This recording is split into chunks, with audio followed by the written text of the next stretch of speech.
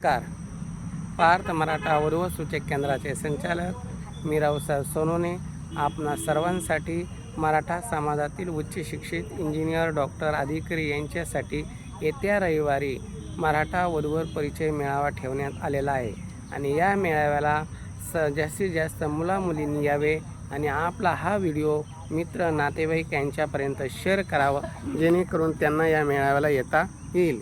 तसेच हा मेळावा सकाळी 11 ते 3 या वेळेत राहणार आहे।